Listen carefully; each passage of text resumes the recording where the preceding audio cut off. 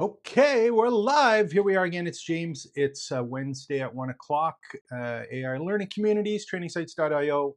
Every Wednesday, here to answer questions. Anything that you want to talk about when it comes to starting, building, growing an education business. I had a topic up today to get started with about no more courses. And I have been getting asked about kind of the steps to kind of have an education business uh, over the next year if you're traditionally been creating courses or thinking about a membership site and courses. So we can certainly talk about that today, but I'm open to any questions that you may have. I'll do my best to answer them. Some of the stuff, obviously, I have no idea what's going to happen over the next year. I'm guessing. Um, I'm guessing like the rest of us, but I do spend most of my days researching, testing, using all of these different AI tools, seeing how they apply to the traditional education businesses, which I've been doing for the past 30 years. So, first things first, if you have ideas for a course or you have a question or topic that you want to get covered, please make sure to drop it in the chat and let me know who's here, who's having fun, who wants to cover anything. Is there a particular topic or interest that you have you want to share? That would be absolutely wonderful.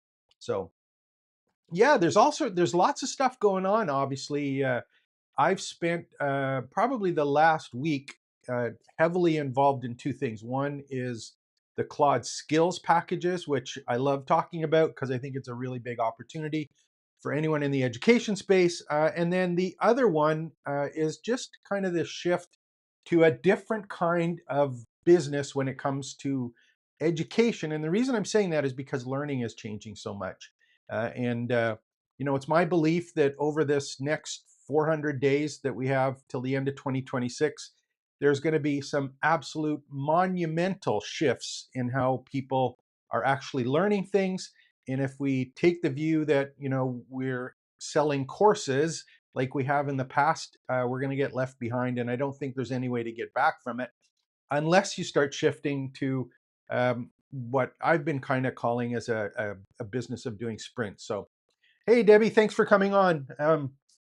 And the gang, perfect. Yeah. So if you are on, please let me know who's here, who's got some questions. Is there anything that you wanted to take a look at today? Anything that jumped out at you? Do you have questions? Did you want to go through the actual campus blueprint map? We can certainly do that. Let me know if that is something that is of interest to you. I do get asked that question from time to time. It's like, okay, I understand. I'm supposed to have a course or sell a course, but what are the actual steps? How do I get the course? How do I sell it? Where do I put it? How do I decide to price it? So if that's something that you definitely want to take a look at, we can do that and go over the map.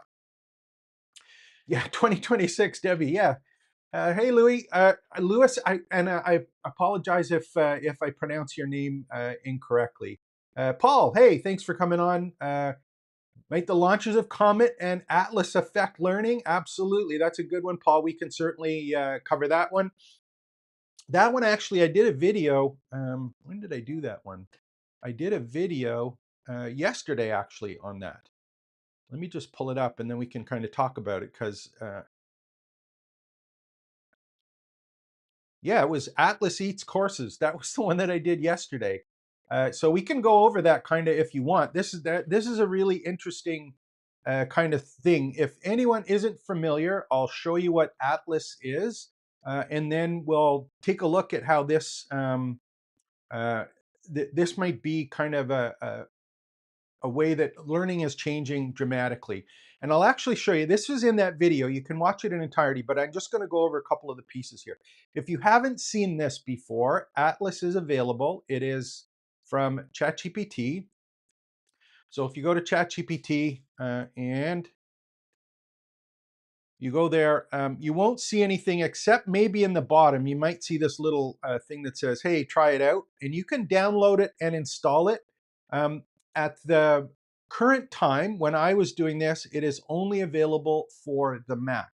So if you're on a Mac, you can try it. If not, watch the video or at least some of the videos from ChatGPT where the other people have been doing them to see how it works.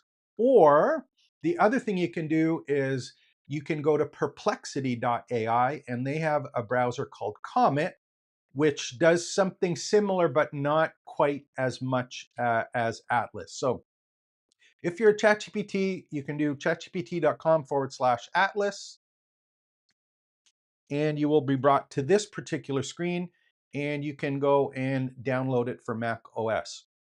And when you do that, what you're going to see, first of all, go make sure you see this, and we're going to talk about the three big changes here. But on mine, if I go down to my bottom here, and I just got to make sure we'll get it in the right spot. I don't think that I have it pinned in the menu, so just go over. There it is right here. So there's a little icon. It's going to open up Atlas, and oh my God, it looks exactly the same as any other browser that I've got. And in fact, it does look almost the same as other people with their browsers. And it's got tabs across the top, just like Chrome. It's got all of your bookmarks that you've had. It's got a place here that shows the URL. There's a couple really neat features, obviously with the tabs and the URLs, which we can get to in a second. But you'll notice here on the left-hand side, upper left-hand corner, there's something a little bit different. We open and close that. Now we have all of the same stuff that we had with ChatGPT. But this is the browser. It's not ChatGPT. So this is really a new delivery platform that doesn't require you to open up a browser and go to a website. If you are in a browser on any site doing anything, it is ChatGPT. And there's three things to be aware of. And again, I'll cover this in some detail. When I go to a site, this is actually a sales page I created to sell some of the Claude skills that I created. We can talk about that as well. But if you'll notice up in the right-hand corner where I'm moving my mouse, see if I can get that bigger. I can't. Okay. In the right-hand corner, it says Ask ChatGPT. So watch what happens. When I click it, we now have ChatGPT on the right-hand panel here.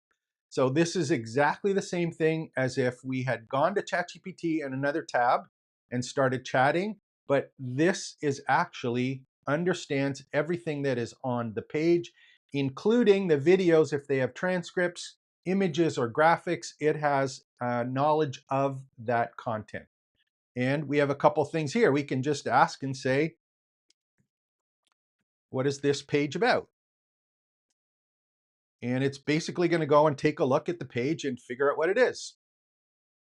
So anytime, think of this for a second. If you're a student or someone who's taking a course or on a page or something like that, and you have a question or want clarification on something, do you have to take a course now? Or are you going to be an Atlas and just ask a question and get the answer to it?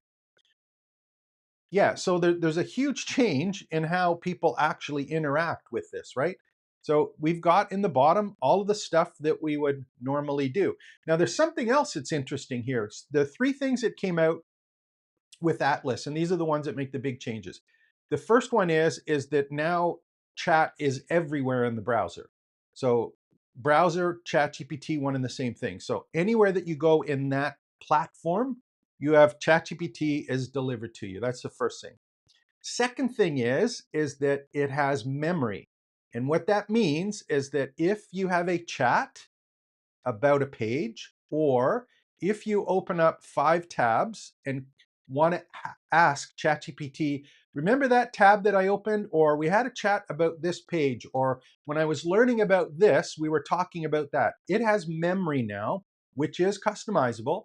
And that means that anyone who might have taken your course, anyone that you're trying to teach, has instant notes and access to all of their discussions in context to what they were doing.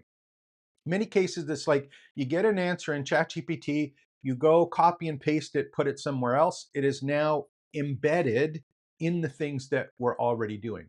That's kind of the second thing. Now, the other one is hidden in the bottom here. And there's a little thing that says here, the Claude agent. Now, if I click that, I don't think, how can I turn this one? Let's do this. We'll do a plus. I'm going to go to agent mode. When I go now to agent mode, and again, sorry this is a little small to see, In agent mode, I can ask Claude to do anything that I want in the page. Sorry, not Claude. And ChatGPT, the agent, will actually move the mouse, take over my page, and do whatever it needs to do in the browser. So this includes making purchases, filling in forms, um, working on spreadsheets, adding text, running prompts in Claude or another tool. But anything in the browser, the agent now has the ability to do that directly in your browser. So if you're in a piece of software, for example, and you say, how do I go and create a newsletter? Or how do I send an email to here? Or how do I add custom fields to this? You can ask with the agent and it will actually get done for you directly within the actual app as long as it's in the browser. So this is an absolutely huge shift. And I think, part of the things, most people aren't quite used to this yet. And, will it affect courses? Yeah, absolutely. I think it will. It's just coming out. ChatGPT has the largest number of users on a regular basis. So they're going to spin this out. And the part that is interesting for you and me is that the real value to ChatGPT is partially they have a platform, but they're also collecting all of the data of the actions and the questions and how we interface with the AI, which is completely different than, using Google Chrome, where they understand where you search and where you click, but they don't know what you're asking about the page. They don't know what you ask the agent to do. They don't have anything with the context of what was happening. So I think they're going to push this as quickly as they can and get it to the point where it's just kind of natural to open Atlas as opposed to going to Chrome. And I would suspect that Chrome will come up with something similar shortly with Gemini 3.0, which I think I've heard is going to be in the next 2 to 3 weeks. That's coming. Don't guarantee me on that. That's just some of the stuff that I've seen. So it's going to cause some huge problems for anyone in this space. And this is actually the stuff that I covered. This is actually, let me just pull this one up here. This is actually what I covered in the actual video yesterday. Don't have a floating topic there. Let's delete that one. So basically, I covered this whole thing about how it's going to replace courses and this whole idea of having a platform and being able to know. And this is the part that's kind of neat is it knows what you do. It knows what you know. Remember, this is personalized now. It knows my level of expertise on any page that I'm interfacing with.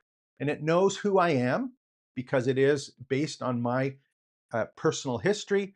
And you're looking at the ability to serve not only the content that it recognizes as right for you, but also the products that it actually shows you when you're asking questions. It helps you select things. It remembers where you are. It recommends products, services, and tools. And it also allows you to reflect on where you are and what you're doing. So it's a platform, distribution channel. And if you look at it, really and this is kind of the point that I'm getting at in this whole space right now, is that AI learning is for me, like a course is a textbook. So, I remember I remember a long time ago when I was in university, we had to buy textbooks, for example, right at the beginning of the year. And sometimes the profs would change the textbooks every year just so they could get paid because they usually wrote the textbooks. But sometimes, like there was whole stores that were basically the textbooks from 2 and 3 years ago because they didn't change the textbooks. And when I think of courses now, what most people think of courses, I think of it kind of like a textbook. And even the classes or the webinars that a lot of people do who are in the education space, I think of that as still a lecture. It's just a live way for the delivery of a textbook. And I think what's happening now, and this is what I'm focusing on, and I'm suggesting for you to consider to add to your stack as the next 400 days comes, is that we're going to have to be doing sprints and little mini sprints. And what am I talking about by that? I'm talking about actually doing the things that you need to do to get the outcome or the transformation. So, for example, some of the ones that I'm working on are for you and I to create a topical authority map. Yes, I have information on it in, a video on it, but that doesn't mean you're going to do it. So if you want to actually do part of the process, it's like we're going to do it live together. So you're going to do it. I'm going to do it. We're both going to do it. You can ask questions of me because I've done hundreds of them about your situation and how that applies. But it's like a small sprint on a piece that is all part of how you get to a particular place. So it's a learning experience and an application as opposed to a content delivery kind of space, which is fundamentally different. So yeah, if you haven't watched that video, that I think this is the part that I'm focusing on in terms of the delivery of the teaching stuff. Now let me just ask you, like put in the chat here, like when you're if how many people, first of all, give me a thumbs up if you're creating a course right now. And just let me know. And if you want to share what it's about, that would be fine too. And when we're doing that, all I'm going to ask is that if you write the course and you're okay writing the course, just ask yourself, what is the purpose of the course? Like, why are you actually doing it? What is the purpose of the course? Is it for you to get your information out? Is it for you to share information? Or is it for you to have someone do what you've done in the past or that you've researched? And that if you know that if people do what you're talking about, apply what you're sharing with them, that this or that will actually happen. I get a lot of people that say, yeah, I want to create a course. I want to have a business, a course business. Um, that may have worked in the past, but just think, we've got all of these tools that create courses. And I challenge anyone, if you give me a topic, I can create a course in the afternoon on it. So if I can do that with a couple prompts, the students can do that with a couple prompts. The people buying your course can do it with a couple prompts now. And in fact, I will show you one thing here just before I forget. This came out this morning, I think. Let me just pull this one up here. This came up this morning, and I don't know. We'll do it this one here. I don't know if you've heard of Hey Gen. Hey Gen is one of those ones. I've been talking about avatars and agents. We can talk about agents later, but I'm talking about avatars. If you haven't seen some of the YouTube videos, there's a number of the YouTube videos that I watch where it's not a person, it is an avatar that looks and sounds like them. The majority of them are using this tool called HeyGen right here. And what HeyGen is it allows you basically show it, I think it's face on and also from the side views, and it creates an avatar that looks like you. That's the first thing. The second thing that you did is you used ChatGPT to basically create a script that you wanted. And then you could have gone to 11 Labs. I remember, there it is. You go to 11 Labs, you give the script to 11 Labs, and basically what it does is it gives the sound or your voice of the script. Once you have the voice, you go back to HeyGen and you say, make this avatar say this script, and it outputs a video. So that was a couple steps on actually doing that. So a lot of people go, man, I'm uncomfortable doing videos. I don't want to show my face, or, I look funny, something like that. So this is a viable option, right? What they announced today is they bought another company, and it's actually out, and it's prompt to publish now. So instead of you having to go and do those other steps, you can actually basically just say, I want to create a video. And if you wanted to put lesson 1 in, I wanted to create a lesson about this and cover these 4 items. It will create the video, the images, and the narration with your avatar to actually go and do that. So even if someone says, I'm going to create a course and I have text and slides and I'm afraid to do videos, you can go to HeyGen. And I think this was launched today or earlier in the week.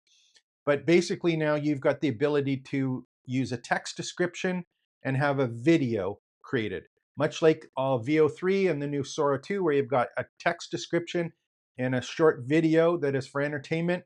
These are ones that you can use in any kind of educational sense. So that barrier to entry in terms of creating valuable content is very, very low now, and it's only going to get lower over the next little while. So there we go. Let me see what else. Sorry, I get carried away on that one. What do we got for questions here? Paul, Debbie, John, thank you very much for coming on. Singten, thank you very much. First time user. Nakeem, thank you very much. Teach Online. Greg, Collateral AI app. Absolutely. Paul, Kelly, hey, thanks everyone for coming on again. Let me just, I will, is there any OS or just Apple? Yeah, so Debbie had the question. I'm going to put this on. And again, I'm learning how to use this properly myself. So let's see what actually happens. There we go.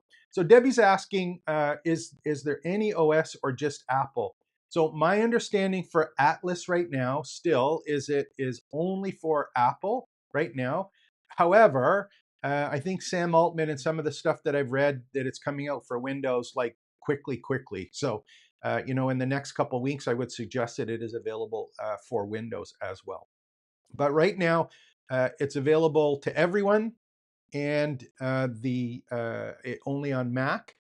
The free version does not have the agents, but if you have any of the paid plans for ChatGPT, the agent feature will work as well. So yeah, so hopefully that helps. So John is saying, again, having fun with this, just learning how to do the parts here.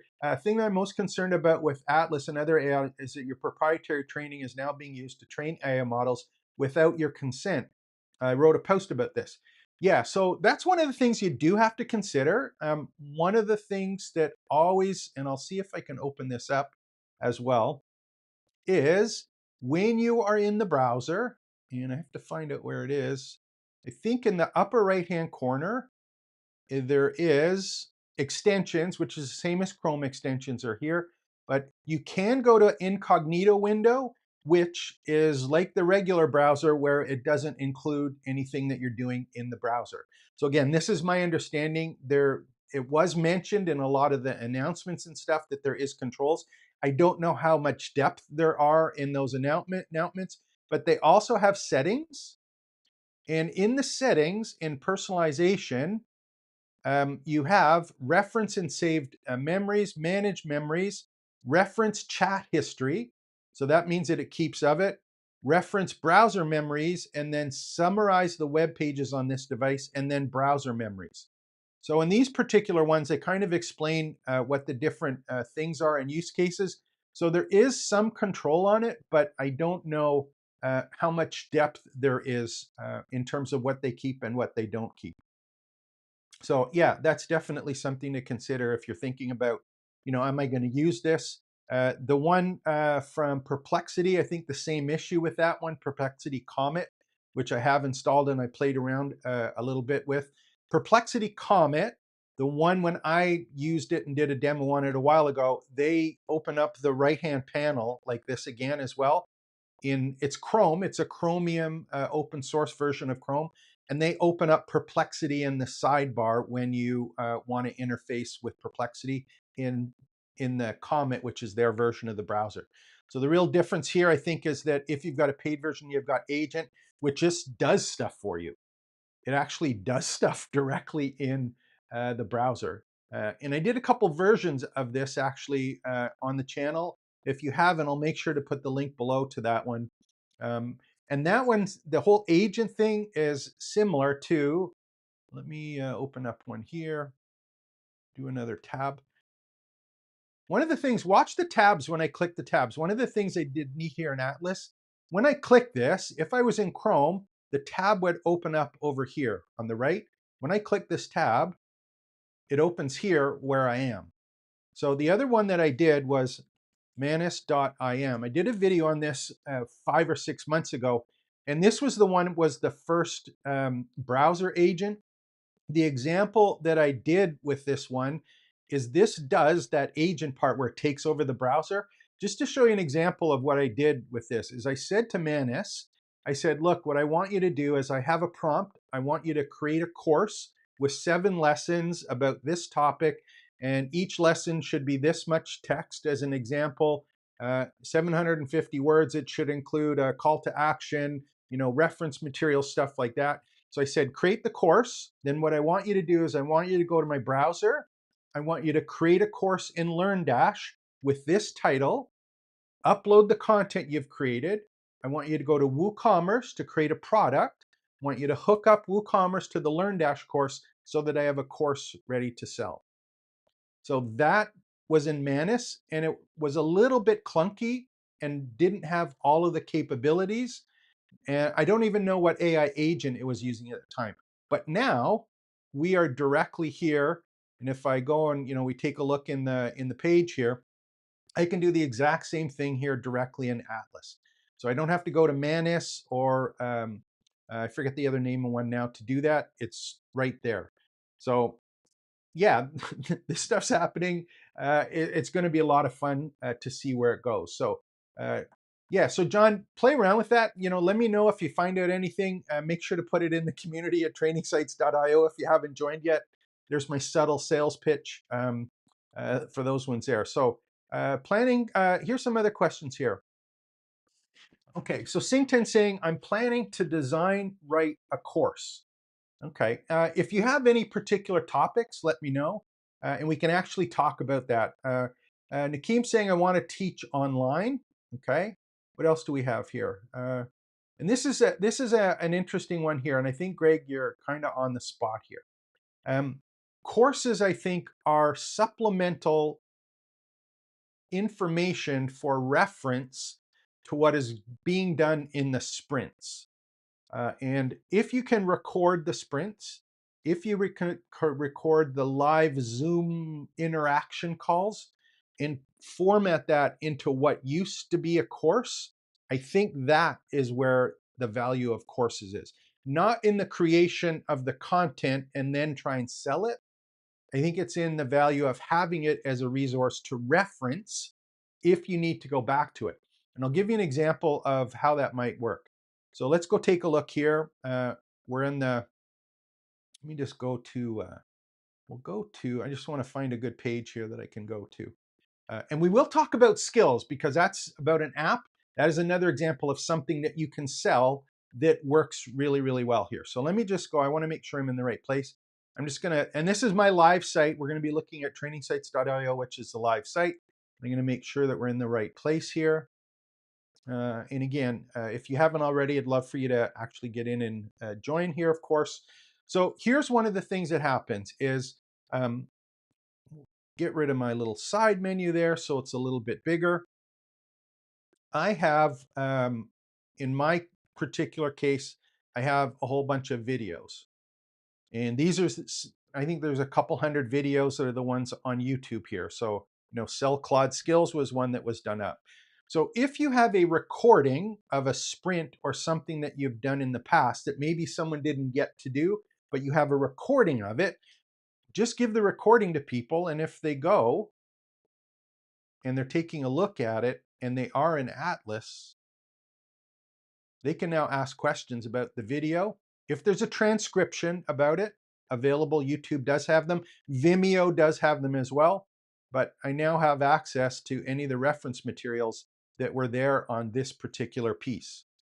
So, that's just an example of maybe a recording. You can organize them in the sequence of maybe the sprints that you were doing, but it is there as a reference. I don't think it's something to sell people because at the end of the day, they can just go and open up their ChatGPT and say, what are the 5 steps to doing this?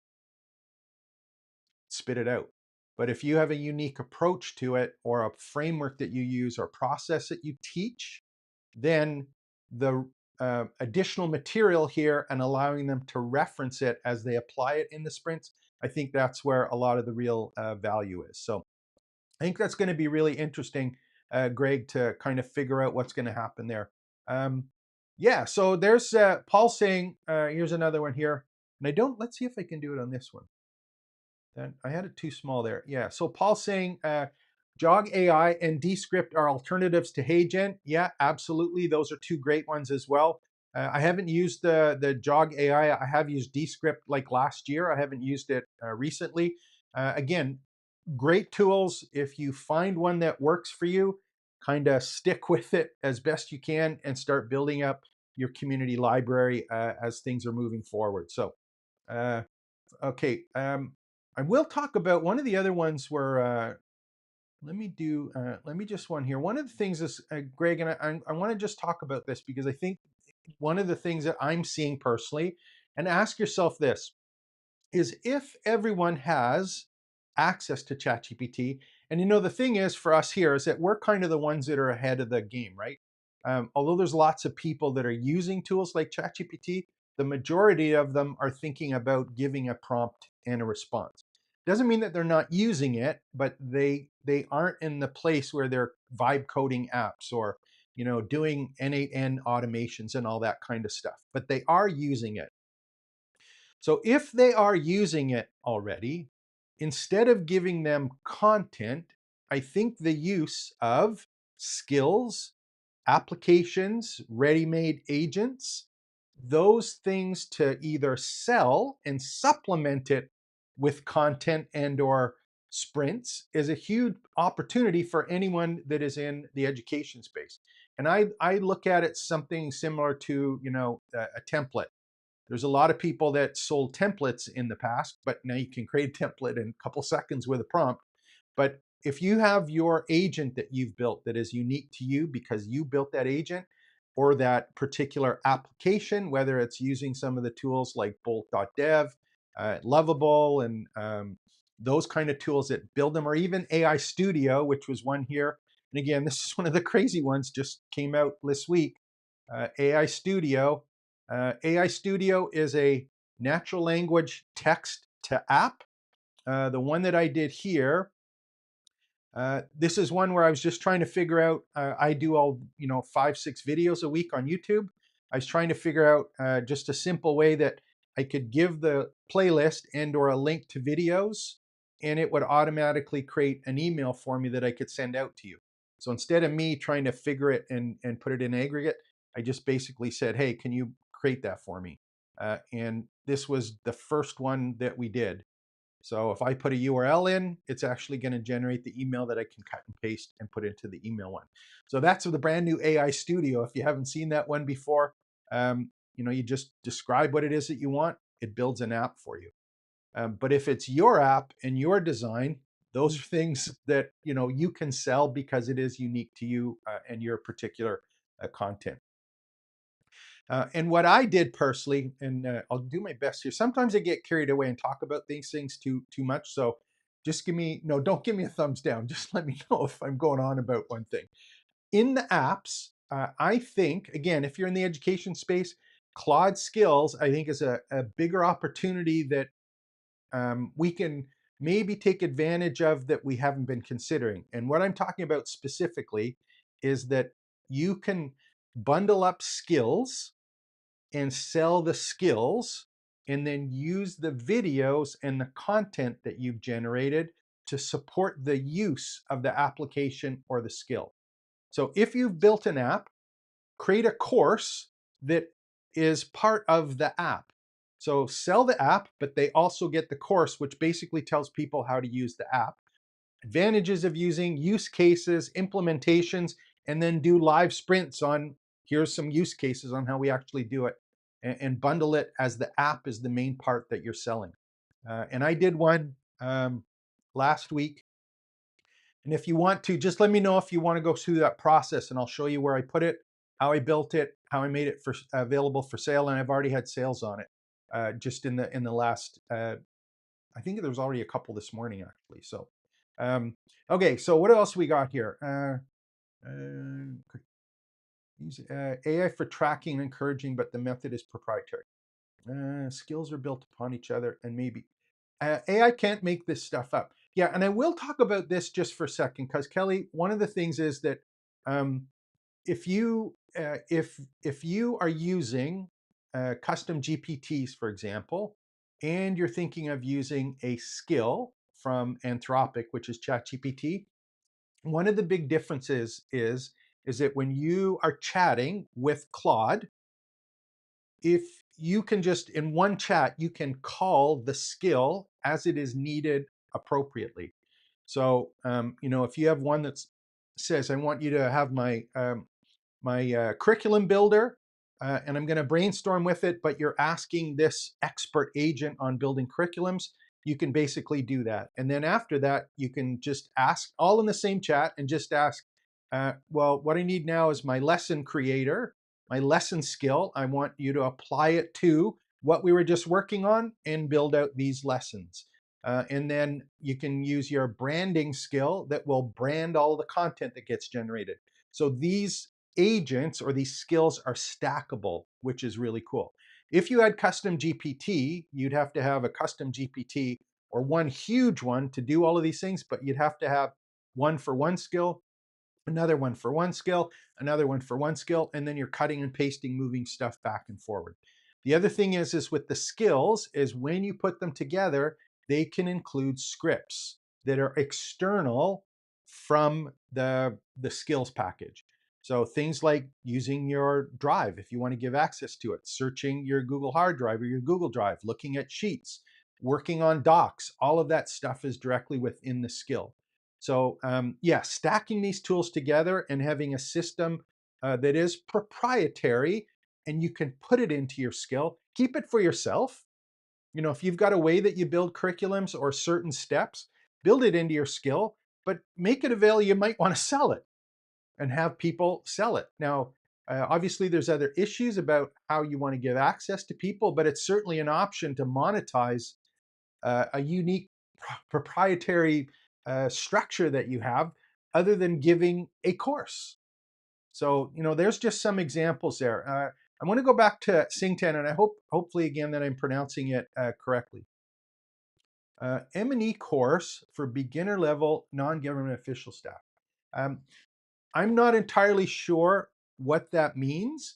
I'm thinking that that is something that might let me know. Does it require a certification level, or is it something that has to be done for people, or is it something that is tied to some other piece of a career? Because I think that's a really good point. The reason I'm mentioning that is when I say that you know, I'm not really big on courses, and I don't think that you necessarily have to do them anymore. There still are reasons that you have to have a structured bit of content, and you have to guarantee that people can go through the content and at least recall it or have knowledge and access to it in order to do something else. So whether that be a certification and or quizzes or things like that, where there's some kind of assessment that is required because of the organization or the business that you're in, yeah, there's absolutely, you know, that stuff's not going to go away. I was thinking, you know, more where it's not tied to something else, but it is something that you either want to learn or that you have to learn as part of your business or part of your education or your personal growth. You know, those things I think are the ones that are shifting the big part. I will argue, or I would argue, that all of the large institutions that, you know, people that have been traditionally in schools, you're in some huge trouble if you're thinking that, you know, having a classroom and a teacher and set classes that go on a regular basis with a specific piece of content and then some kind of assessment that is a static assessment, there's some huge problems coming for everyone, and that I'm my personal belief is that is going to go away.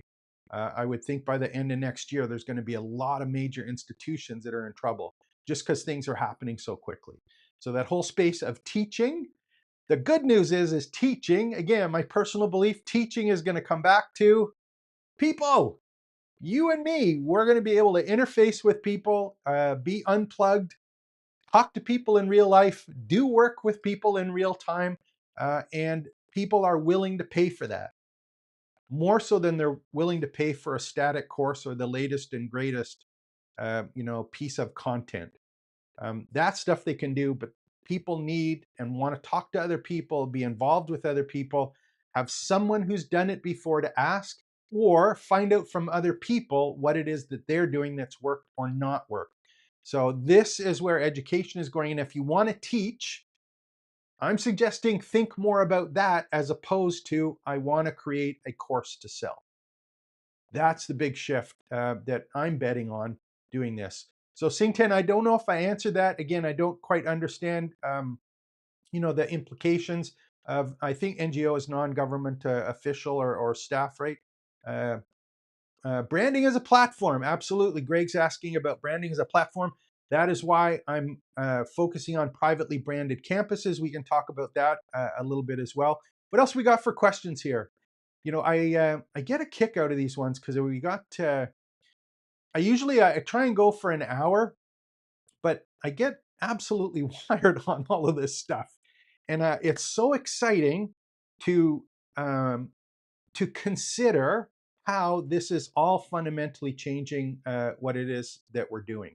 And that's, I think that's the fun part for all of us, is that it is coming. It's going to get better and faster and easier. And we're going to have to make some hard choices, personal choices, on how we want to take advantage of it and leverage it. Um, and for me personally, I'm just asking you to consider this. For me personally, I love talking, and I love talking to people, and I love sharing what I'm doing with people. And if I can get paid for that, that is absolutely a bonus. If I just do it because I'm having fun do it, I love doing that as well too. I'm old enough to be able to have the time and the resources to be able to do that. But I'm just saying, if you like teaching and you like sharing that stuff, this is a golden age for anyone in that space. Don't think about get rich by getting a course or have a single info product, low ticket offer, and all of a sudden a million people are going to come and buy it, and then you're going to be able to upsell them on something. The whole idea of all of this education is people creating their own privately branded space with a group of people who are interested in sharing the same information and approaches to getting some kind of outcome. And for me personally, what I'm trying to do is teach people how to start, build, and grow an education business by building a personally branded campus. And if that's something that you want, I'm working really hard at not doing courses, but starting to do more sprints. Because even if I was doing courses, this AI stuff changes so quickly, it's out of date by the time I post it. Something's changed. So I'm going to continue to put content in as reference material. And you're going to see for me personally, is I'm going to be moving a lot more into doing things like getting involved in classes where there's sprints, and they're going to be shorter sessions that people can go if they want to pay for. Obviously, I'm doing the sprints are the part that people pay for. But if you want to get in and do a sprint, these are ones that are done on Zoom. They are live interactive sessions where I'm going to ask you to do stuff. And you're going to do something with an app, with ChatGPT, with the AI tools. You're going to do it, and we're going to talk about it and work on it, or apply things that you've done. Use the software that you're creating your platform on. Ask questions about different ways of doing it, not about here's your static content, finish lesson one, finish lesson two, etc. So, hopefully that kind of makes sense to you. This is a huge, huge, huge exciting time doing this. What else we got for questions? Who else got some questions? Anything else that people are working on? Do you want to see actually give me a thumbs up if you want to talk about the cloud skills, if you want to see how that works and how I got it set up. It isn't a video, but we can go over it. If you want to cover things, just for example, like talking about the privately branded campus and the steps, if you're not sure what that means and how it works, we can certainly do that. Um, any of these particular topics that include AI, agents and applications and avatars, and being able to be involved in that personally so that you can teach and earn money at it, absolutely wonderful. There we go. So Paul's got one here. What do we got? So Paul, I'm building a community for 60 plus members to share information about aging well. Does it make sense to you? 60 plus, there it is. Yeah, it makes great sense. That's a wonderful question, and I think part of the beautiful part of this. And let me know, is it from a business perspective, or is it a fun perspective, or is it both? Um, there's a whole group of people that are I think people mention 45 plus or you can call it 45 plus or 60 plus, whatever it happens to be, but there is a large group of people who are really interested in this stuff, who have a lot of disposable income, who are looking for a connection to other people and kind of the old way of doing things, and they want some help or someone to ask questions on. So I think there's an absolutely huge opportunity on doing that. The only thing that troubles me personally in this whole idea is that for me, I find it really hard, and I don't know about you, Paul, but I find that it's very easy because, like, I'm in the AI stuff. I expect other people to be at the same level as myself. So one of the things that I think is a challenge, I think it's a great idea, if you focus on doing the things in the community that get people engaged and you keep it at a level that they can relate to. I think that's kind of the key to that particular piece. But yeah, communities in that age group, 45 plus, 50s, 60s, absolutely huge. There's a large number of people that watch the videos on YouTube. They're all 50 plus people here for me. So yeah, very, very cool. Great opportunity. Yeah, 60. Yeah, Debbie, no pets though. No cats, no pets. Perfect. Um, yeah, there we go. Yeah, so what else? What and does anyone want to see the community part or the two options? Let me know on that. This is, I'm going to give you a skill actually. One of the ones that I haven't built yet is one on generating community engagement, which is not easy, especially if you're not focused on, we got people chatting back and forth here. So we've got some pet people uh, uh, going back and forth on the chat here. Perfect. Um, the community part. Let me just open this one up. We'll do this one here. It's going to open this up here. There we go. Okay. So one of the things that we'll just make sure I'm in the right one. Yeah. Here's the one that's going to go. Yeah, one of the things, I'm just going to talk about this for a second. And again, I covered this in another video. One of the things that I think, and again, this is just me, is if you're watching this and you're thinking about courses, one of the things that you think about are, if you're in WordPress, you think about LearnDash, Lifter, LMS, and Tutor LMS. These are learning management plugins that allow you to have courses within WordPress. You have other platforms like Thinkific, Teachable. There's a whole bunch, Kajabi. There's a whole bunch of other ones that have LMS portions in them, and it's about selling a course.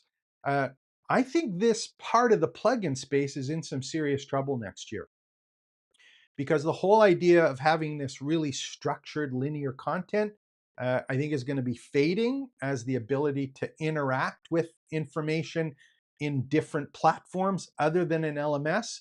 I think they're going to be in some big trouble there. So it's going to be kind of interesting to look at that.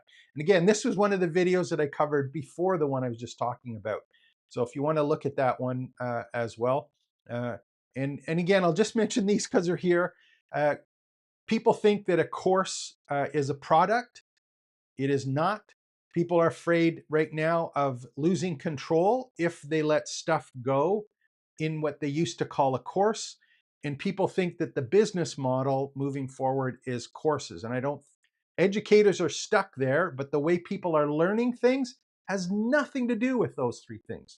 They want stuff right away where they are in small pieces, and they want and are using AI to work on the content that they're finding. So there's a disconnect right now, and part of it is because people are using LMSs, I think, or looking for information there. So let's take a look at this one. I'll open up my privately branded campus here, and I think these are the steps that that I'm recommending, or these are the steps that I'm using to build. These are the steps that we're using when we're building communities for other companies. There's three key pieces to this for 2026. You're going to have some kind of community platform for yourself. We use WordPress, and there's Fluent Community. There's a whole stack of Fluent plugins that allow me to have my entire business running on WordPress. Everything in my business is running on WordPress. So you have to have some kind of community platform. That's the first thing. If you're not going to do it that way, there are a number of softwares as a service that you can bolt together to try and do something similar to a community that has all of the additional pieces that are required to run a business. The one that I recommend right now is circle.so. And again, I'll put links below. I have affiliate links. If you're patient, we'll put those below as well. But Circle doesn't have a marketing and CRM portion that's good. It doesn't have a social media posting part that's good. It doesn't have a help desk that's good. So those ones are really good community platform, but there's pieces missing where you have to kind of bolt them together. But that platform that is yours, that's the part that I'm recommending everyone work on. Not courses, not a website. It's a community or a place for people to get in and get involved, to register for, and to start interacting with people. So you have that platform. Second from there is we have to put as much content into the community as we can generate, whether that's user generated content or content that you put in yourself. And I'll give you a really good example of this. One of the things that, again, this is something I run into on a regular basis is someone says, hey, I'm going to have a course. I want to be able to sell my course. And they're looking at their business as the course, and they only have the content for the course and some blog posts. And maybe they've done blog posts because it's for SEO or lead magnets or things like that. But the content has nothing to do with the education or teaching the people. The only content that they have is relevant is the 7 lessons or the 14 lessons and 6 topics and some downloads. The amount of content that is required now to build your story and fill out your topic and category, you need a lot of content to do that to allow all the AI tools to reference your library. So you're going to have a platform, but you're going to have a system for creating content and getting it into your community that brings people in to your organized and curated content, not to your course. They're going to come in your content and start interacting with your content, asking questions, looking for specific pieces, not purchasing a course. They want to get in and muck around, find out what people are doing, ask questions, not buy a course. They do that because they're trying to figure something out for something that they're interested in completing, not just for the sake of taking a course to say that they said it, unless they're in school, formal school, and they have to finish a course to be able to go on to the next one. So that's the first thing. If you haven't done it yet, please get your platform set up. Get a WordPress site set up and get Fluent Community or Buddy Boss is the other one. I don't recommend it anymore for a number of reasons. We can talk about that if you want. But use Fluent Community, get it installed and get it set up so that you can start adding your content to part of it. And I have a whole stack of tools that are in this Fluent Community part in the library. The Fluent ones, and again, these are ones for the sprints we're doing. So Fluent Community actually is the whole interaction space. Let me just show you this one here. Let me do, we'll do this one. I'll actually go and show it. So Fluent Community, I'm just going to show you. This is Fluent Community that I have here. And we have live feed of everything that's going on. We have what I call study halls, which are a whole bunch of groups. Think Facebook groups, ones that are private, ones that are not private. So for example, we got the general discussion. These are all things that people can ask about or talk about. We can sort them by different things, but this is the community portion. This is Fluent Community. It has members that can interact with each other. There's chat back and forth, leaderboards for a little bit of gamification. And we also have a library of what they call courses, but I'm trying not to call them courses, but this is what traditionally was called an LMS. But this is just a very simple way to organize content in a linear fashion, okay? And even throw a quiz in if you want to. And again, all of this can be sold and or free or private. You can organize this in a particular way, but this is my platform. This is the platform. The other parts that I have in here is I have, for example, when I'm saying it runs my whole business, I have project management in here, which is Fluent Projects. which is all of the project management that we do on a regular basis. So, it can be something that's available to individual people. I also have Fluent Support. I have Fluent Booking, which does all of my calendar stuff.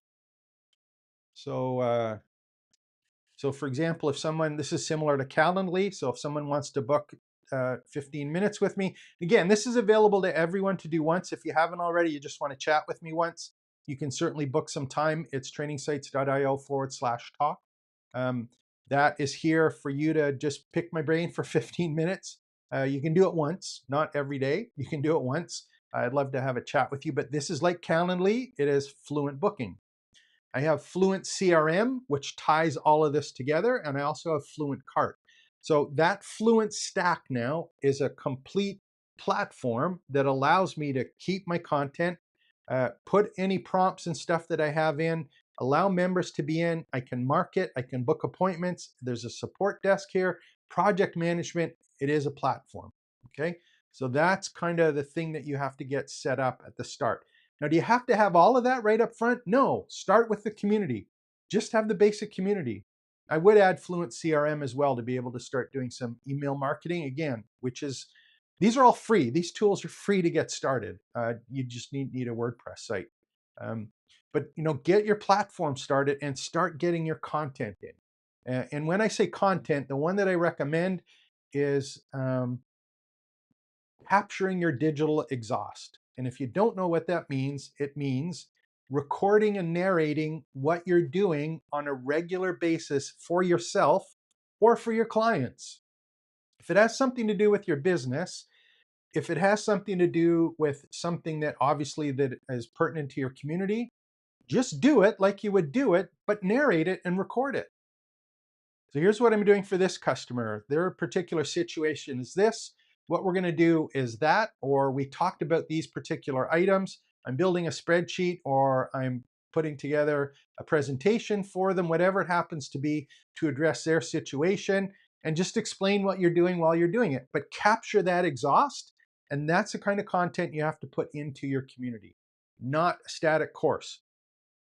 Okay, so this is a fundamental shift in how we were actually doing things. It was like doing work to get it into a course.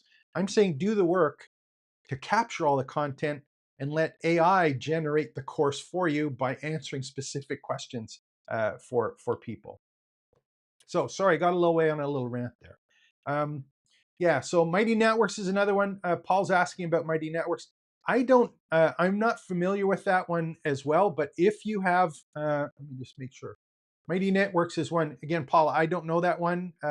If you have something that works, absolutely, like just stick with it, but get a community going. Start capturing and curating and organizing your content that you're generating as part of your life with your clients, if it's client stuff, obviously with their permission. Um, and most people are okay with it. Like if you're working with clients or, your own stuff, you can. But if you're working with clients, just ask, hey, I'm building this for you, or I'm doing this on your behalf, or we're working on this. Is it okay if I use the recordings? And then, just kind of do it. Even if you're practicing it, keep it as a recording. It doesn't mean you have to keep it public in your community, but keep it as a recording. That's one of the things I mention on a regular basis is that most people think that when they're recording or keeping content, it has to be formatted correctly. It doesn't. All of these AI tools do not look at an entire PDF and only answer on the entire formatted PDF. All of these AI tools, if you have a chatbot, if you have any of these other tools that are working on your content, they break things down into 5 or 8 word chunks. And then they piece the chunks together based on what you requested. They don't look at the entire thing and only use that content that comes out as the PDF. They use chunks of 1,000 PDFs if you have them, 1,000 documents that you put in and published, 1,000 discussions that are in your thing, 1,000 videos that you've put in that aren't in a course. So it's all of these chunks of content that is all in your community, your space. That's what these AI tools and the apps and the agents that you're creating, you can set them up to reference your community, your branded campus. That's the part that's really important when you're doing all of that stuff. So hopefully that helps in the community part. But if you haven't got one yet, get one set up right away. You can get them set up for free with WordPress.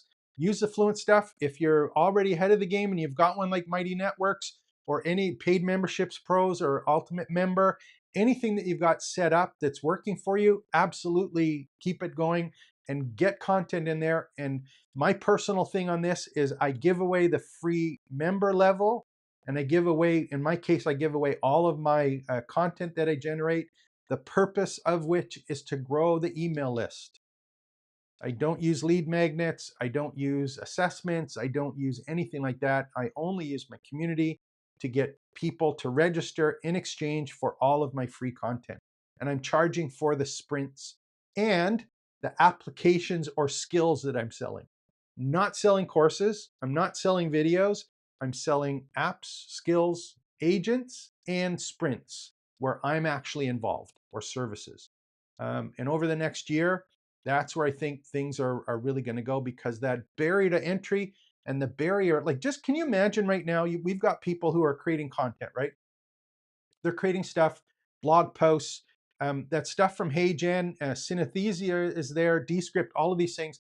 Can you imagine what's going to be happening next year if you go to TikTok or YouTube Shorts or things like that? There's going to be all of these different videos getting created that are all AI generated. There's going to be a lot of slop out there. And I think to get people into your space, the focus on which is the part that is going to be really, really important. Now, how you do that, I think you have to do educational content on YouTube, and as much as you can, as quickly as you can, the purpose of which is to get people into the community in exchange for their email address. Um, I don't buy ads. I don't do social media posts on purpose.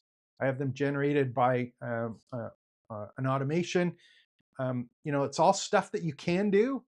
Those are things that y'all can do. I just run out of time and I'm incredibly lazy. I automate what I can and focus on the things that get people into the community.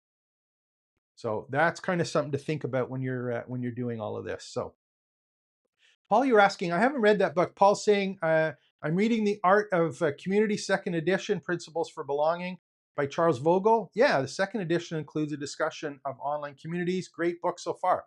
Yeah, wonderful. I haven't seen that one. Everyone go take a look at it if it's one that you haven't seen as well. Did anyone want to see the skills? I'm kind of excited about that. Let me know, has anyone created a skill yet? Does anyone know what skills are or don't know what skills are? Does anyone want to see one? Is anyone thinking about the education space and wondering how they can sell skills or sell or create agents or apps? Is that something that's of interest to people? What else we got here? What other tools you're talking about? Anything that's cool? What do we got here? Let me know. I can do which is the one? I will show you the skill just because I want to sell it. And if you haven't got one, I would love for you to actually go and buy one. Um, I'll show you the actual piece on this. And the idea of skills, I will talk about it because I think it's important in the education space. Actually, really, really important. More so than I think people understand. When this whole idea of prompting was, when it originally came out, was about having a fancy prompt, right? And I have, in the documents that I have in the training site, if I go, for example, and these ones are all available to you. If I go down in the bottom left on the site here, I have a prompt library, which are documents. This is one of the places where I put all of my chats now. They all go in here. I have a whole bunch of frameworks about teach, which are ones that are about creating. These are all ones for creating courses and teaching situations. So these are all prompts that you can use. And a year and a half ago, 2 years ago, it was all about creating or using prompts. So that was kind of the first level. The second level, which is interesting, was all about providing context to the prompts. And what that means is all of the surrounding information about who it's for, what the unique situation is, what you wanted specifically to come out, but as about painting a really robust picture of the situation so that when you did use one of those prompts, it related specifically to you. So you probably heard about prompting, prompt engineering, which was more about context. And then the other thing that we've been hearing about is having recently it was AI automations. Now it's starting to be agents.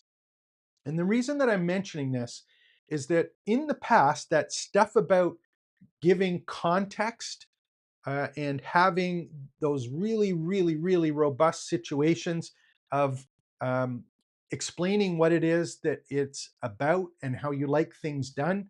That shift is really now from, and I did videos on this maybe 2 months ago, but if we're going to be in a business, we have to treat ourselves like the CEO and be able to hand off jobs to AI agents to get them done the way that we want, when we want them done, and have them be able to work together. So this is that whole idea of having in a marketing department where there's someone that does email copy, there's someone that does sales pages, there's someone that does social media, there's someone that does graphics, and that group is in the marketing department, right? So being able to have a set of skills or skilled people or skilled agents wasn't really possible until 2 weeks ago when Claude brought out Claude skills. And what those are is they're packaged skills that you can treat as an agent that do only one unique thing, but they do it exactly the way that you want, whenever you want, and that they can be referenced to other people in their department. So the example is if you've got someone who's writing a sales page and they're finished the sales page, you can now ask someone to write the email copy to promote the sales page, but that email copy skill knows what the sales skill did. And if you're going to do social media posts after that, the social media agent knows what the email agent did, which knows what the sales copy did. And that's what I was talking about, stacking these tools. So it's a way to have these agents that are single skilled agents that know exactly what they should be doing, the way that they should be doing them, and the way that you like them done as the boss. So those things are incredibly powerful. And the cool thing is that, of course, we can go and build out our own skills and create our own skills. So if you haven't seen them before, they work in Claude. And I'm pretty sure, sometimes I forget which ones they have to work on. But if you're in the bottom left here and you go to settings, and settings open up, you're going to have one here that's capabilities. And one of the things that happens is a lot of people say, well, I already have special instructions that I put in for ChatGPT or for Claude. And even Claude projects, you can have a project that has some special instructions. For example, here's my special instructions. But these special instructions are for everything I do in Claude. What I want to do is I wanted to have some specific skills that I could use on a regular basis and call on at whenever I wanted to. And if you scroll down, you have to enable, there's a tool that you have to enable. It's in the advanced. But now I have a student onboarding email creator skill. I have a lesson plan creator skill. I have a training site brand guidelines. I have a lesson hook one. I have a YouTube script writer. So anytime I'm in ChatGPT or Claude this time, I can just say, use my lesson hook creator for this topic, and it will actually go and do it exactly the way that I've created the skill. Okay, so this is one where my understanding is that we can have 20 skills is available right now. So you create the skills that you need. You're having a chat, or your agent is actually, think about this. You know what? You could probably run Claude inside of ChatGPT, an agent. You could just say, hey, use these 3 agents in this series to do this particular task and have it done for you. But in this case, it's me chatting. I'm talking, say, hey, I want you to use this skill to do this. Yeah, that looks okay. That's what I wanted.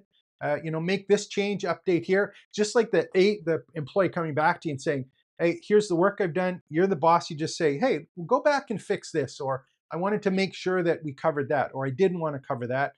Come back to me. When you've got it done, you just say, hey, okay, now use my whatever skill you needed in the process or the workflow to kind of go forward with that.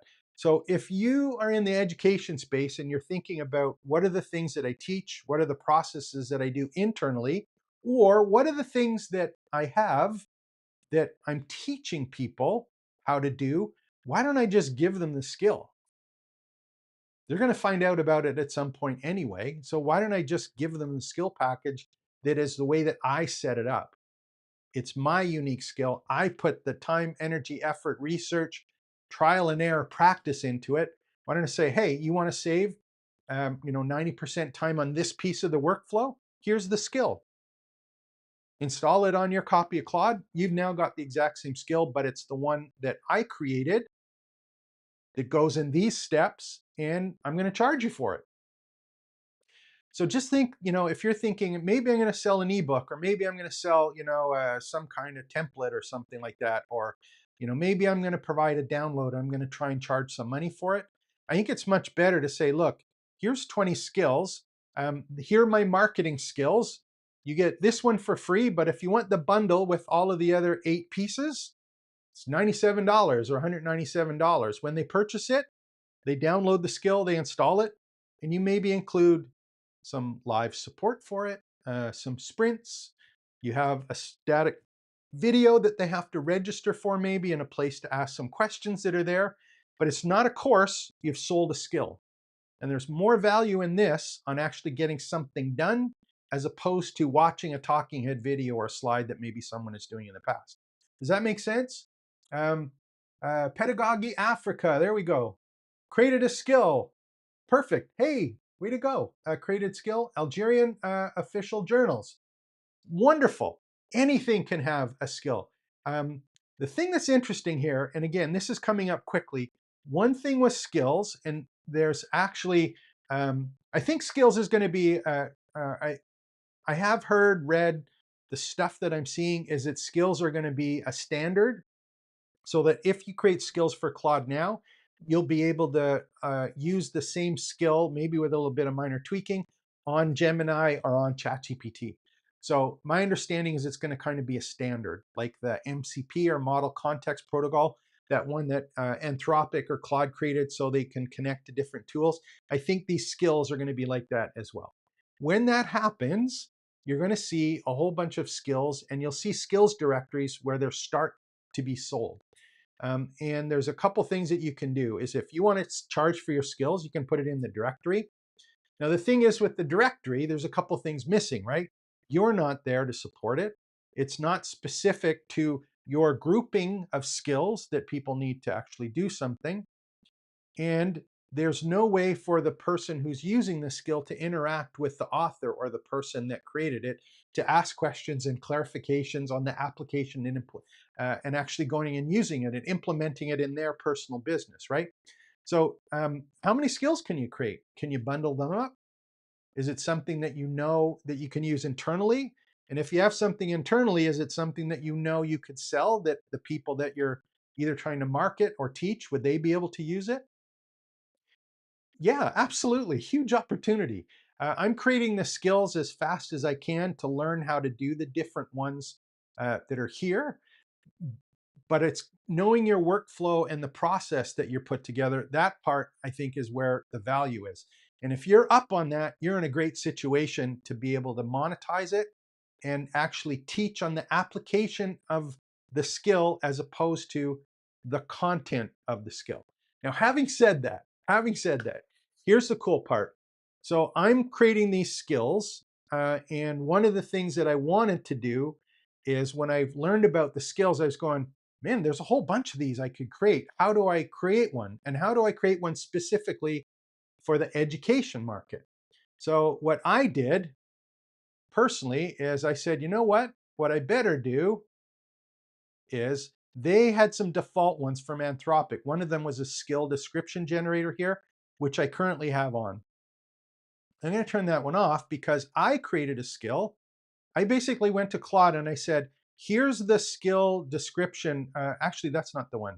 Sorry, there was one about just skills, create a skill. But what I did is I said, here's the one that's the existing one.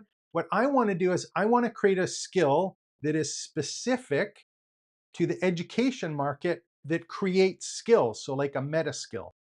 And what this is I created a skill a couple days ago. So what this skill does is it creates skills for me.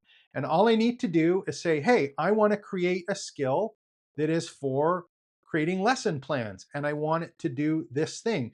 What happens is my skill automatically created the lesson plan creator. And I wanted one for an onboarding email skill. I used my educational skill creator to create this, and it actually created all of the skill files, all of the scripts needed, the documentation, all of the stuff that you would need to basically package up your own skills, use them internally, and or sell the ones that you want. So I created the educational skill creator. That's the one that I created, and that's the one that I'm selling, because not only can I use it, but I'm assuming that if you want to have a skill, you can try and figure it out yourself on how to do it. It's pretty easy to do, but I've already got one here that takes 5 seconds to upload a zip file, and you now have a skill. And the way that these work is, and again, Pedagogy Africa, I'm sure you did this as well. On these ones, all you need to do is you get a zip file when you have a skill, and all you need to do is upload skill here in the right-hand side. So upload skill, you upload the zip file, and it shows up in your skills list. That is all you have to do to install them. So yeah, skills, super cool, easy to create if you have my plugin, which is the educational skill creator. And there's a whole bunch of specific things that are in there about creating these skills and making them available for sale. So yeah, create skills as fast as you can. Ones for your own. Think of them as agents, those employees, those people that you want to do the pieces. I was picking stuff about content creation, right? But it can be about marketing. It could be about min. It could be about creating course content. It can be about networking.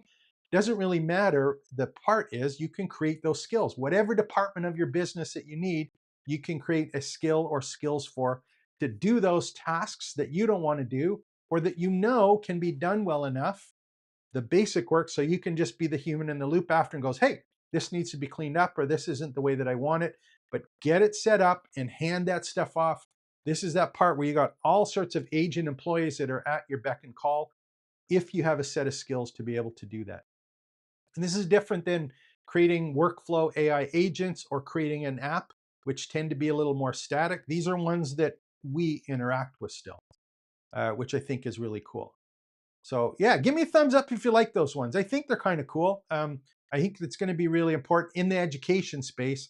If you can think about document the stuff that you're doing, your proprietary processes, I think Debbie, you were talking about. Yeah, those things there, very cool. And I'll show you what I did. Let me know. If you have questions on that, let me know. I'll show you what I did actually on this one is what I did. I'm just going to pull up a screen here. I'll show you how this works. Yeah. So what I did here is, I don't know if I'm not logged in, so this will work. So what I did here is I have, again, there's no, see where my mouse is moving here? There's no featured image yet. But what I did is I used a course as a way to distribute the skill. So what I did is I have a course that's here, okay? Hey, thanks, Debbie. Here's the course. I created a course. And if I view the course, watch what happens. I'm not logged in. It goes to a sales page. And in the sales page, it explains what the skill is about. And I have the option here, who it's for. And again, I had AI create this sales page to sell the skill. And I said, just give me HTML output. And I used WordPress to just use a page that is custom HTML only. I cut and paste it after a couple changes. The only thing that I did is I'm selling it for $47. And if someone clicks on it or downloads it, what's going to happen is they're going to go to my shopping cart. And my shopping cart in this case is a direct to checkout. And it is for, this is Fluent Cart. There's the product that I added as a product in the shopping cart. And if someone purchases it, I get the money, $47. They get a download zip file. That zip file is the one that I just talked about, that they go to Claude, upload it, they now have the skill. It's just a zip file. When I created that package, all I got was a zip file. I just made it as the associated download with this product. So that's the interesting part, right? I sold a skill, $47, away to the races. What more can you ask for? Did I write an ebook? No, I just had a skill, create a skill. So think about this. How many skills can you sell? So I get that done.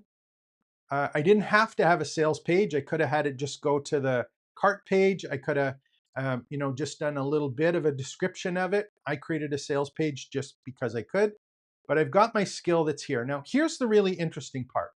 Um, it's fun to do that, but what I wanted to do is I said, hey, you know what? What I really need to do after this is, and I'll just go to another page here so we can log in. I'm going to try and log into the back end of the site here so that you can see it. So what I did is I said, if someone buys the product, what I want to do is make sure that they are automatically enrolled in the course. So remember that course that I showed you at the start, where when someone tried to take the course, it went to the shopping cart? Now I set it up. I said, you know what? As soon as they purchase, automatically enroll them in the course. So now, when someone comes in, they're already logged in, they purchased, they're a member of the community.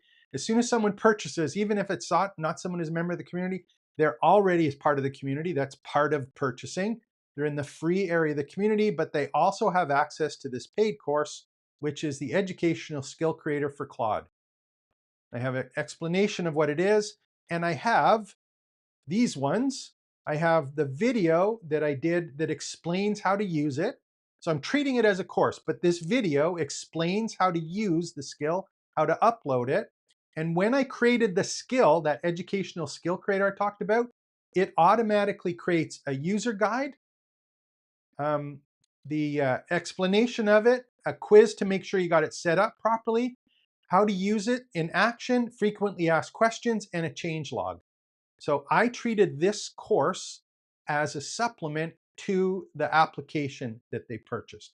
And the best part is that I have this also set up to the marketing system so that when someone purchases this, they're automatically enrolled in the course and they're automatically enrolled in an automation, which sends 3 emails for onboarding, thanking them, making sure that they got into the course, that they watched the video, that they didn't have trouble doing the Zoom calls, uploading the zip file, and it was done.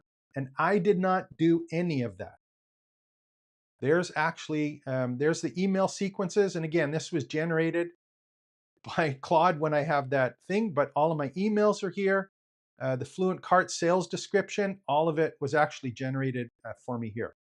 So this is like a super cool way to create products, but it's a skill package that you've got.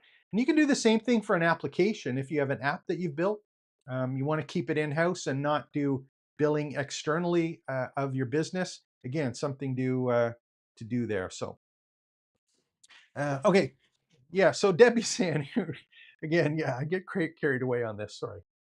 What else we have? I'll take a couple more questions if there are any. It's 2 hours, an hour, and 23 minutes. Cool stuff happening here. What else we got here? Yeah. So actually, one of the questions is: Are you actually selling that, or are you just using it? Just wondering if that's something you're doing. Kind of interested, because they don't have to be. Like a skill package doesn't have to be for sale. It's just something that you do over and over and over again, whether that be, creating lesson plans or outlines or creating PowerPoints or pitch decks or something like that, where you're creating content, whether it's advertising or, for example, one of the ones I'm going to create later today is I'm going to do one that is like conversation starters for the community. So I want to say, look, I've got 5 different groups or spaces in my community. I want you to create a month's worth of conversation starters that can be posted automatically into the community on a regular basis.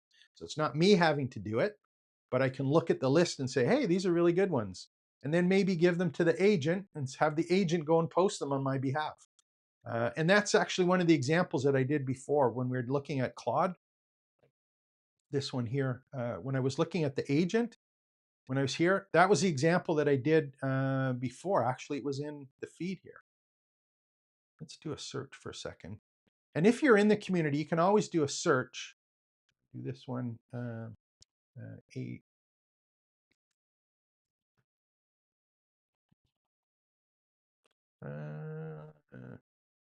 Where's the one that I had? Might have been this one here. No, it wasn't. I did have ones, the demos that I was doing, actually it was at Atlas Agents was writing posts and posting them into the community. I was here watching it, but we could probably do it so it's automated, right? Have the same thing happen. So it's not just one post. It's like things that can work on your behalf within the community, creating content, marketing community, all of those different pieces that are kind of available. So yeah, so maybe I'll bring this in for landing if no one has any more questions. Again, I really appreciate the time I get to spend with you guys. If you do have questions, obviously get into trainingsites.io/join.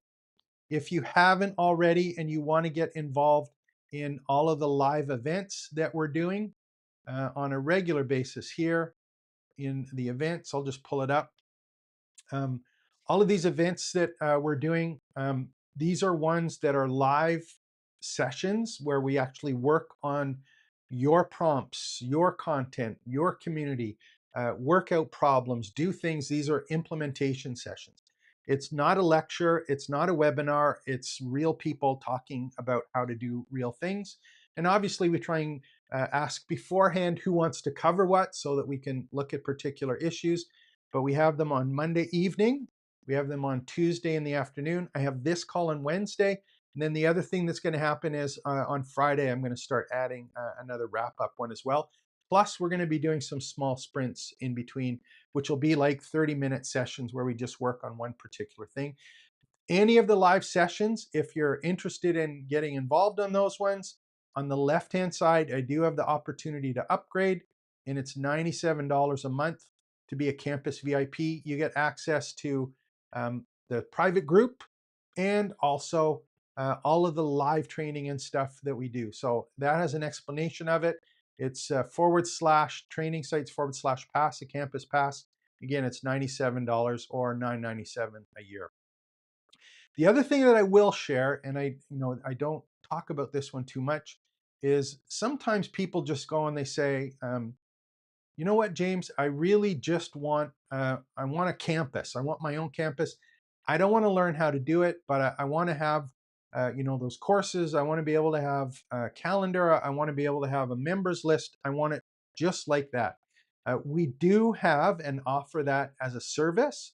It takes about 24 hours. If you give us some basic answers up front, we'll get the site set up and running for you on WordPress, whether it's your existing WordPress site or you want us to manage and host it. We have an option for that as well. So basically, you get a site ready to go. You don't have to worry about configuring and setting up all of those things. And as well, we do have managed sites as well, which are for some corporate users or people that already have a community and want to spend more time creating content. If you're interested in that, you can just go to trainingsites.io/site and book some time with me, and we'll find out a little bit more about what it is that you're doing. We'll do the same thing for Circle as well if you have a Circle account, but my real preference is to use WordPress, and there's a number of business reasons for that. Both work. Both of them have their idiosyncrasies. The one that you can do encapsulated in one space, much easier, is in WordPress. If you're using something like Circle, you're going to have something to manage the email marketing and automation. You're going to have something for the help desk if you're going to use a help desk, or managing projects or organizing content. So both work. Different ways of doing things, depends on how deeply integrated you want to have your actual business with what it is that you're trying to teach. So those ones are all available to you. And by the way, all of these web pages that are done, I didn't do any of them. I didn't write any of them. They are all generated by either ChatGPT or Claude, just HTML pages that are done. So nothing fancy, no design, which is kind of weird there. Yeah, if you haven't already, please make sure to like and subscribe, join, all of that good stuff, and we'll go from there. There we go. Thanks, guys. Let me just, did I get this one here? I'm trying to get this off. Let's do this one. There we go. All done. Thanks again, people. This will be in the campus, in the community. And again, if you have any questions, get in there, poke around. Let's have some fun. Take care and expect the best.